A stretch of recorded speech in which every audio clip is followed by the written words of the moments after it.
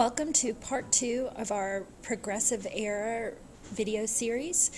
So we talked about the Bourbon Triumvirate in part 1, and these are some, like I said, some pretty unethical, bad guys, white supremacists, not a good group of men, but they were definitely very controlling of Georgia's government during Reconstruction and the late 1800s. But they did have some challengers, and these challengers were the Feltons, and we're going to talk about them today.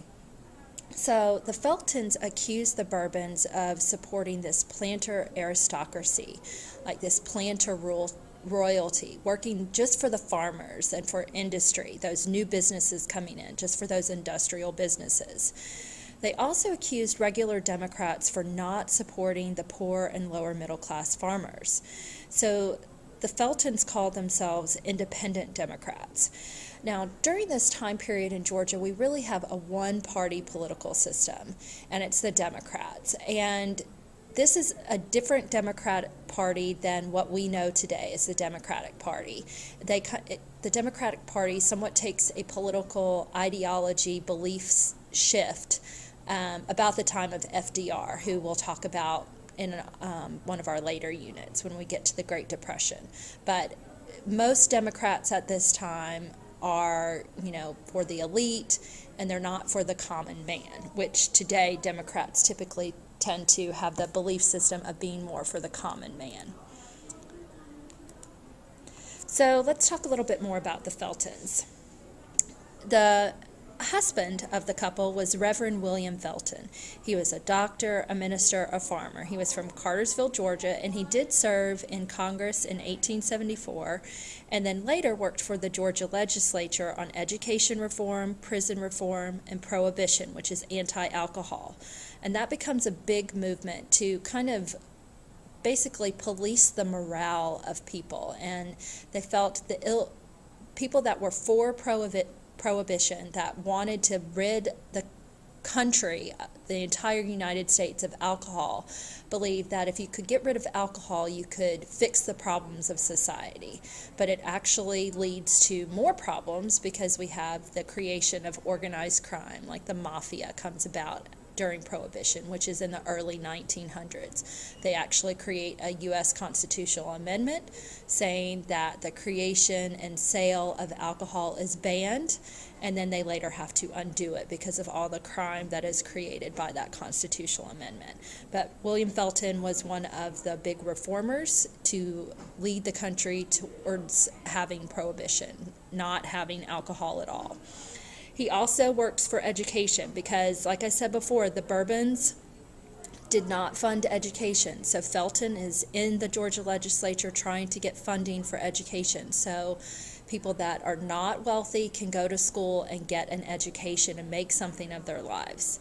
He also works for the prison reform. Remember, we've got the convict lease system that's created by the Bourbon Triumvirate, where they're leasing out those prisoners and they're being very poorly treated. And so Felton is working to try to stop that system.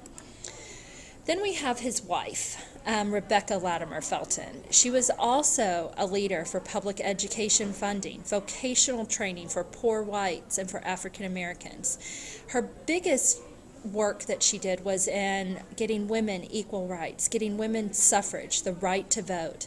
She also worked on anti-alcohol, temperance. It's called temperance movement. It's called the prohibition movement. Both of those are anti-alcohol movements, ridding the country of the evils of alcohol. Rebecca Felton was a newspaper columnist writer, and she was actually the first woman U.S. Senator, but she only served for 24 hours. It was kind of just a position in name only, and she never served a day beyond that first 24 hours.